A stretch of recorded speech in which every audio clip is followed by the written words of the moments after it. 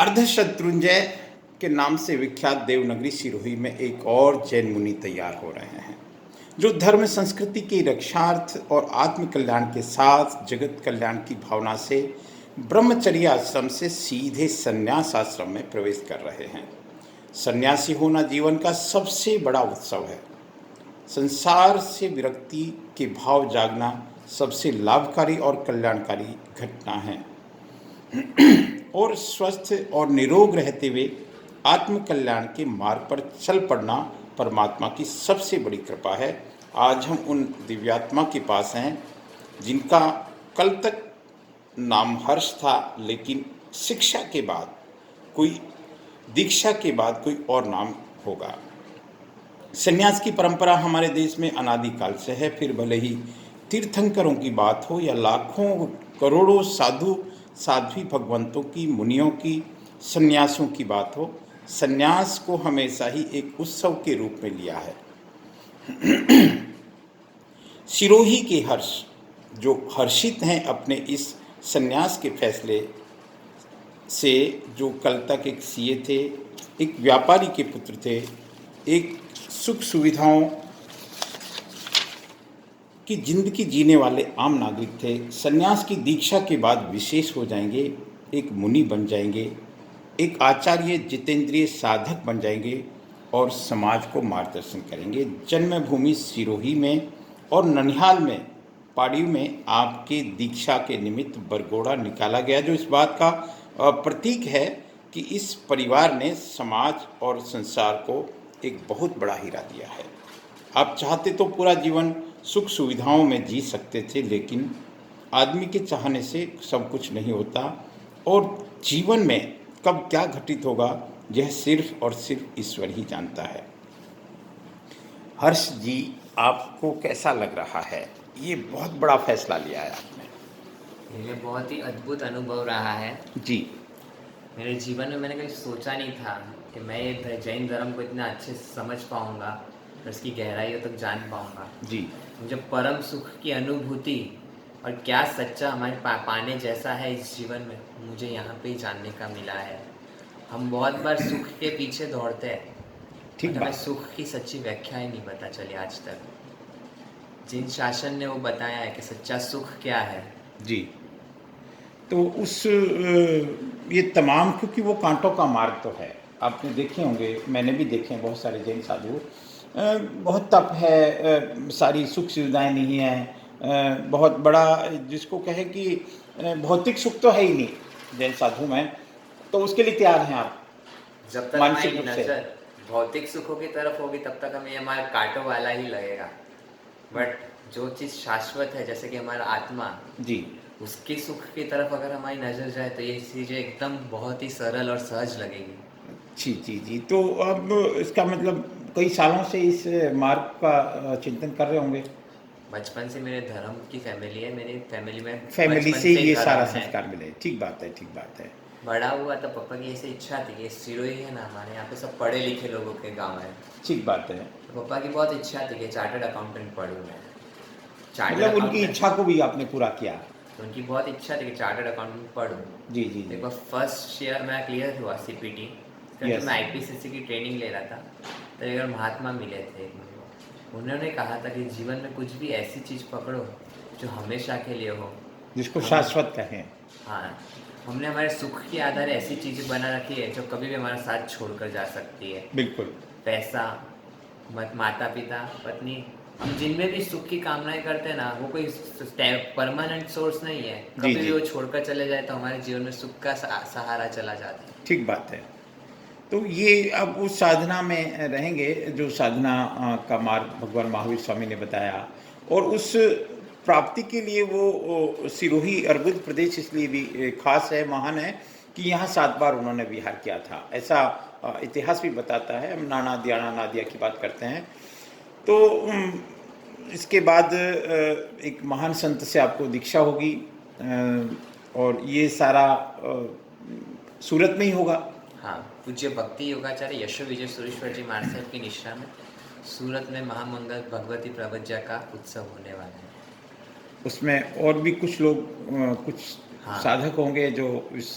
मेरे साथ और 3 भाई हैं और 3 बहनें हैं। जी जी। उनमें एक सिविल इंजीनियर है, एक बिजनेसमैन है और एक छोटे मतलब कॉलेज से बाहर निकले अभी युवा है।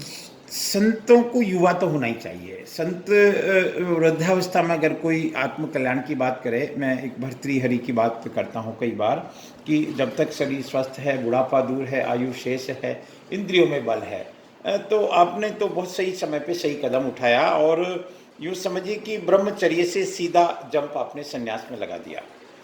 गृहस्थ के तमाम झंझटों से आप बच निकले, जो बहुत मुश्किल है, क्योंकि आसान नहीं है मोह माया को छोड़ना, लेकिन आप संकल्पित हैं, तो साधना करेंगे, छोड़ेंगे और उस मार्ग पर चलेंगे। तो अच्छा है, आपको हमारी शुभकामना। हर्ष जी, आज आप वाकई में हर्षित हैं, और आप नहीं, पूरा देवनगरी हर्षित है। सिरोही को एक बड़ा अर्ध शत्रुंजय का दर्जा प्राप्त है। आप सिरोही से बिलोंग करते हैं, आपका जो जिसको कहें पेरेंटल हाउस सिरोही में है, और इसके बाद आप ब्राह्मण और सब उसी धर्म को पूरा पालन करेंगे।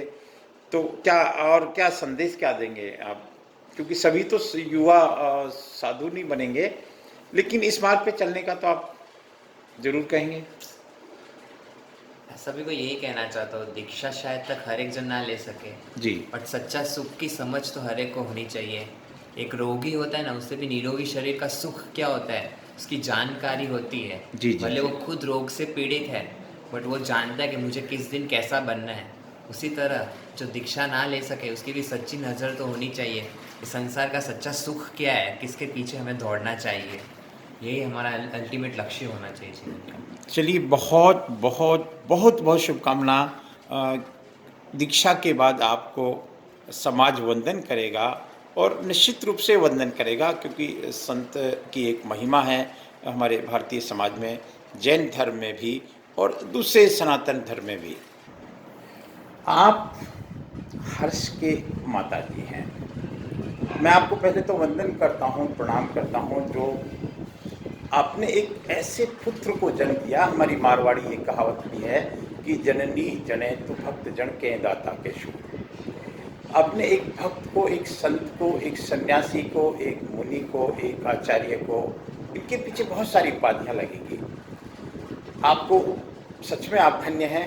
अभी मैं भाई साहब से बात कर रहा था, आप आपके पिताश्री हैं, सिरोही वासी हैं, सूरत में व्यापार है, और कोई भी माता पिता अपने बच्चे को, कोई भी माता पिता, ऐसा माया का खेल है, माया का खेल है कि वो चाहता है कि हमारे साथ रहे, हमारा ही बन के रहे, जबकि कुछ बिरले होते हैं जो समाज को अर्पित कर देते हैं, धर्म को, संस्कृति को।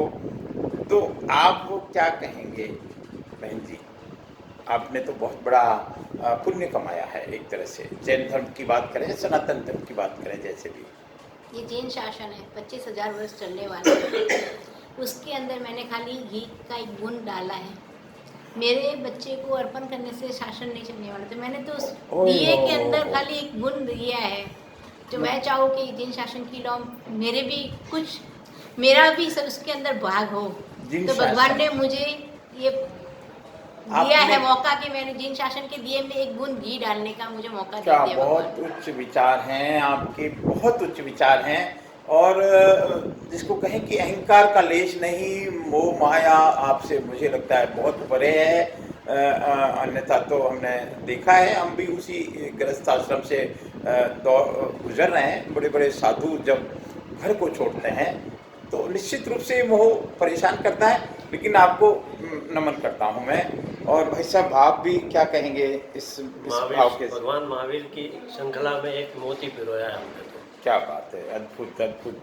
और अरबुद प्रदेश तो महावीर की विहार भूमि रही है, ये इस बात का भी हम सिरोही वालों को गर्व है साहब। और जब बच्चे ने व्याख्या स्पीच में बोला हाँ कि मैं उस शिक्षित नगरी से हूँ जहाँ हर कोई शिक्षित होके जाता है, जी जी कोई जी। भी मार्ग पे, हाँ। तो इसने मेरी कही बात कि मैं सीए करके जाऊँगा, हाँ। तो उसने निभाई पूरी तरह से। सीए करके और सन्यासी बने। एक सीए सन्यासी, सीए का सन्यासी बनना बहुत बड़ी बात है।